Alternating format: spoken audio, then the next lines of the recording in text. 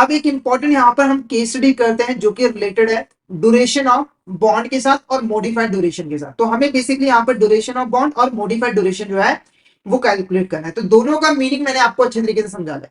Duration of bond का simple सा मतलब है कि आप यहाँ पर अगर कहीं बॉन्ड में इन्वेस्टमेंट करें, ठीक है, तो जो टोटल रिटर्न, जो टोटल पैसा उस इन्वेस्टमेंट से आपको मिलना है, तो जितने टाइम पीरियड में वो पैसा आपको वापस मिल जाता है वो हमारा ड्यूरेशन ऑफ बॉन्ड कहलाता है। ठीक है, अब यहां पर क्वेश्चन देखो क्या है, bank ABC held a bond with a face value of 10,000, coupon rate is 8% payable yearly and maturity after 5 years and the YTM is 6%, calculate the duration of bond and modified duration. ठीक है, तो हमें दोनों यहां पर calculate करना है, duration of bond भी और मॉडिफाइड ड्यूरेशन भी। तो फेस वैल्यू कितनी यहां पर वो नोट कर लीजिए, 10,000 रुपए, कूपन रेट कितना है 8% और ईयरली बेसिस पे पेबल होता है, मेच्योरिटी पीरियड है 5 years और YTM यानी कि जो रिक्वायर्ड रेट ऑफ रिटर्न है वो कितना है हमारा यहाँ पर 6%। ठीक है, अब यहाँ पे जो ड्यूरेशन है, मॉडिफाइड ड्यूरेशन है, उसे कैसे कैलकुलेट किया जाता है?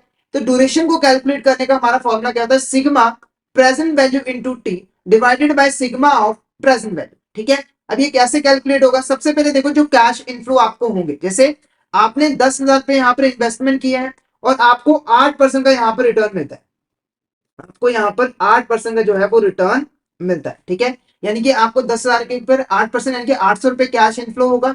ठीक है, तो ये 800 रुपए आपको 5 साल तक जो है वो आएंगे और लास्ट में आपको 10,000 रुपए भी आपके जो है वो मिल जाएंगे। अब इनकी प्रेजेंट वैल्यू आपको कैलकुलेट करनी है, उसके लिए आप प्रेजेंट वैल्यू इंटरेस्ट फैक्टर जो है वो कैलकुलेट करोगे। वो कैसे कैलकुलेट किया था वो ऑलरेडी मैंने आपको बताया हुआ, कैसे कैलकुलेट किया था, 1 डिवाइडेड बाय 1 प्लस आर की पावर एन। ठीक है, तो ये ऑलरेडी मैंने यहाँ पे जो है वो कैलकुलेट करके रखे हुए हैं। अब अगर प्रेजेंट वैल्यू कैलकुलेट करना है तो इसको इसको आपस में मल्टीप्लाई करोगे तो 800 को जब आप 0.9433 के साथ मल्टीप्लाई करोगे तो प्रेजेंट वैल्यू कितनी आएगी, 754। उसके बाद ऐसे ही हमारे 711, 671, 633, 8067, ये हमारी प्रेजेंट वैल्यू जो है वो आ गई। ठीक है, अब क्या करना है, अब इसको टोटल कर लीजिए, इसका यहाँ पर जो है टोटल कर लीजिए, टोटल कितना आएगा 10,836। उसके बाद हमें क्या करना है, प्रेजेंट वैल्यू इंटू टाइम जो है वो कैलकुलेट करना है। ये कैसे होगा, तो आपने जो प्रेजेंट वैल्यू यहाँ पर कैलकुलेट की जैसे 754, इसको टाइम के साथ मल्टीप्लाई कर दो, जैसे 1 साल बाद मिली है तो इसको 1 के साथ, इसको 2 के साथ, इसको 3 के साथ, जितना भी टाइम पीरियड है, इसको 4 के साथ, इसको 5 के साथ। ठीक है, तो जब आप मल्टीप्लिकेशन करोगे इसकी वैल्यू है 754, इसका आया हमारा 1422, 2013, 2532। ठीक है, और लास्ट में आपने टोटल निकाला तो वो आया 4705। ठीक है, अब आपको क्या करना है, इनका सिग्मा, इनका जो टोटल है वो यहाँ पर फुल करना है। देखो ड्यूरेशन के लिए हमें क्या चाहिए था, इसका सिग्मा चाहिए था यानी कि टोटल चाहिए था और इसका सिग्मा चाहिए था, दोनों ही हमारे पास आ चुके हैं। तो अगर हम वैल्यूज पुट करें यहाँ पर, अगर हम यहाँ पर वैल्यूज पुट करें तो 47056 को हमें यहाँ पर डिवाइड करना है किसके साथ, 10,836 के साथ। तो 10,836 के साथ जब अगर डिवाइड करो 47056, इसे हमें डिवाइड करना है 10,836 के साथ, तो ये आ जाता है हमारा 4.34 ईयर्स। 4.34 ईयर्स यानी कि हमारा जो ड्यूरेशन आया वो कितना आया है, 4.34 ईयर्स, लगभग 4 साल 3-4 महीने। ठीक है, अब उसके बाद हमें चाहिए मॉडिफाइड ड्यूरेशन। मॉडिफाइड ड्यूरेशन यहाँ पर कैसे कैलकुलेट की जाती है, तो ये कैलकुलेट करना काफी ज्यादा आसान है। मॉडिफाइड ड्यूरेशन को हम कैसे कैलकुलेट करेंगे, तो ड्यूरेशन को हमें डिवाइड करना है 1 प्लस आर के साथ। तो ड्यूरेशन हमारा यहाँ पर क्या है, अगर हम ड्यूरेशन की यहाँ पर बात करें तो ड्यूरेशन हमारा यहाँ पर 4.34 ईयर्स। ठीक है, ड्यूरेशन है हमारा 4.34 ईयर्स, इसे हमें डिवाइड करना है 1 प्लस आर। तो 1 प्लस आर, आर हमारा यहाँ पर कितना है, आर था हमारा वाईटीएम यहाँ पर 6%, तो यहाँ पर हम लिख देंगे 0.06। ठीक है, तो आगे हम इसको अगर सॉल्व करें तो 4.34 ईयर्स को हमें डिवाइड करना है 1.06 के साथ, तो ये हमारा कितना आ जाएगा, 4.34 डिवाइडेड बाय 1.06, तो ये आ गया हमारा 4.09 ईयर्स। 4.09 ईयर्स, तो हमारा जो करेक्ट आंसर है वो है ऑप्शन है। ठीक है, वैसे इतना लेंथी क्वेश्चन जो है वो आपसे एग्जाम में नहीं पूछा जाता है। ठीक है, पर कई बार पूछ भी लिया जाता है तो आपको पता होना चाहिए। तो आप इस तरीके से आसानी से जो है ड्यूरेशन ऑफ बॉन्ड और मॉडिफाइड ड्यूरेशन को कैलकुलेट जो है वो कर सकते हो। तो आई होप आपको ये अच्छे तरीके से क्लियर हो गया होगा। अगर आपको किसी भी तरह का डाउट आता है तो आप चैट बॉक्स में मैसेज करके पूछ सकते हो। ठीक है, नेक्स्ट बात करते हैं, dash refers to the degree of fluctuation और variation in the price of bond in response to changes in market condition, particularly interest rate. ठीक है, तो देखो अगर अगर हमारे यहाँ पर देखो इंटरेस्ट रेट में चेंज आता है, इंटरेस्ट रेट में चेंज आता है तो उसका इंपैक्ट पड़ता है बॉन्ड के प्राइसेस के ऊपर, ठीक है।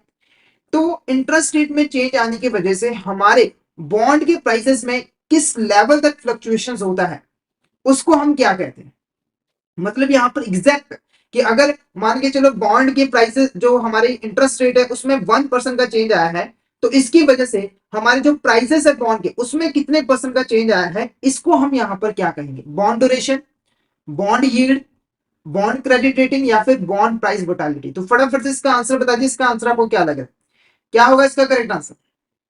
तो इसे हम कहेंगे बॉन्ड प्राइस वोटालिटी, यानी कि इंटरेस्ट रेट में चेंज आने की वजह से हमारे बॉन्ड के प्राइसेस में किस लेवल तक फ्लक्चुएशन होगा, किस डिग्री तक वेरिएशन आएगा, उसे हम बॉन्ड प्राइस वोटालिटी जो है वो कहते हैं। नेक्स्ट क्वेश्चन की बात करते हैं, हाई वोटालिटी इंडिकेट्स है, अगर यहां पर हाई वोटालिटी है तो उसका मतलब क्या है, bond price is more sensitive to interest rate movements, यानी कि बॉन्ड प्राइस में बहुत ज्यादा लिंक्ड है इंटरेस्ट रेट मूवमेंट के साथ, यानी कि अगर इंटरेस्ट रेट में चेंजेस आते हैं तो उसकी वजह से बॉन्ड प्राइस में भी काफी यहाँ पर चेंजेस जो है वो देखने को मिलेंगे। या फिर bond price is less sensitive to interest rate movements, यानी कि अगर इंटरेस्ट रेट में चेंजेस आते भी हैं तो उसका बॉन्ड की प्राइस पे कम इंपैक्ट पड़ता है। या फिर bond price is not impacted by interest rate movement, यानी बॉन्ड प्राइस पे इंटरेस्ट रेट का कोई इंपैक्ट ही नहीं पड़ता है। तो फटाफट से इसका आंसर होगा, तो क्या होगा इसका आंसर, तो इसका जो आंसर वो है ऑप्शन है, अगर हाई वोटालिटी है इसका मतलब क्या है कि बॉन्ड प्राइस जो है वो ज्यादा सेंसिटिव है इंटरेस्ट रेट मूवमेंट के साथ, ठीक है। इंटरेस्ट रेट में चेंजेस आएंगे तो उसकी वजह से बॉन्ड प्राइस में भी काफी फ्लक्चुएशंस आपको देखने को मिलेंगी। तो ऑप्शन ए हमारा यहाँ पर करेक्ट आंसर जो है वो रहेगा। नेक्स्ट क्वेश्चन देखो यहाँ पर, X Y bank X Y Z has a 10% 8-year bond with a par value of 1000. The market rate changes from 10% to 12%. Calculate the interest rate elasticity of the bond. तो यहाँ पर हमें जो bond price वोटालिटी है वो हमें यहाँ पर कैलकुलेट करनी है, तो इंटरेस्ट रेट इलास्टिसिटी हम उसी को कहते हैं, ठीक है। तो ये कैसे कैलकुलेट होगा, सबसे पहले आपको ये जानना पड़ेगा कि यहाँ पर 2% का इंटरेस्ट का चेंज आया है तो उसकी वजह से प्राइस में कितने परसेंट का चेंज जो है वो आया है, क्योंकि इंटरेस्ट रेट इलास्टिसिटी को कैलकुलेट करने का फॉर्मूला क्या है, change in price for bond in period T, यानी कि हमारे बॉन्ड के प्राइस में कितना परसेंट चेंज आया है उसे हमें डिवाइड करना है कि हमारी जो बॉन्ड की यील्ड है उसमें कितना यहाँ पे चेंज आया है। तो वो कैसे होगा, तो सबसे पहले देखो हमारे पास यील्ड में कितना चेंज आया है वो तो हमारे पास ऑलरेडी गिवन है, वो 2% का है, 10 से 12% का हुआ है। अब हमें प्राइस में कितना चेंज आया है, कितना परसेंट चेंज आया है वो कैलकुलेट करना है। सबसे पहले देखो जब 10% था तब यहाँ पर कितनी वैल्यू थी, यहाँ पर 1000 पे, कैसे पता है आपको, क्योंकि देखो जब 10% था तो हमारी फेस वैल्यू कितनी है, यहाँ पर 1000 है। क्यों, क्योंकि देखो रिक्वायर्ड रेट ऑफ रिटर्न भी 10% का है और कूपन इंटरेस्ट भी 10% का है, तो हमारे बॉन्ड की जो वैल्यू होगी वो इसके इक्वल होगी, फेस वैल्यू के इक्वल होगी। और ये कैसे पता लगा आपको, जो थ्योरम हमने यहाँ पर पढ़ी थी तो वो आया 1000 पे। जब यहाँ पर 12% आ गया तब हमने बॉन्ड की जो वैल्यूएशन की तो वहां पर जो वैल्यूएशन आई वो कितनी आई, 896, यानी कि हमारी बॉन्ड की वैल्यू पार वैल्यू से कम है क्योंकि रिक्वायर्ड रेट ऑफ रिटर्न ज्यादा है, ठीक है। अब कितना का यहाँ पर डिफरेंस आया, अगर हम यहाँ पर कैलकुलेट करें 1000 में से अगर हम 896 को माइनस कर दे तो ये आएगा 104 पे, यानी कि प्राइस में कितना डिफरेंस है, 104 पे। अगर हम इसकी परसेंटेज में कैलकुलेट करें तो 104 को 1000 के साथ डिवाइड करके इंटू 100 कर दो तो 10.4% का यहाँ पर जो है डिफरेंस आया है, चेंज आया है, ठीक है। तो अब हमें यहाँ पर सिर्फ वैल्यू जो है वो पुट करनी है, हमारा आंसर आ जाएगा। तो यहाँ पर 10.4%, इसे हमें यहाँ पर डिवाइड करना है किसके साथ, जो यील्ड में चेंज आया यानी कि 2% का, तो हमारा आंसर क्या आ जाएगा यहाँ पर 5.2% इज द करेक्ट आंसर। 5.2% हमारा यहाँ पर करेक्ट आंसर जो है रहेगा, तो ऑप्शन बी हमारे यहाँ पर करेक्ट आंसर का 5.2% इज आर करेक्ट आंसर।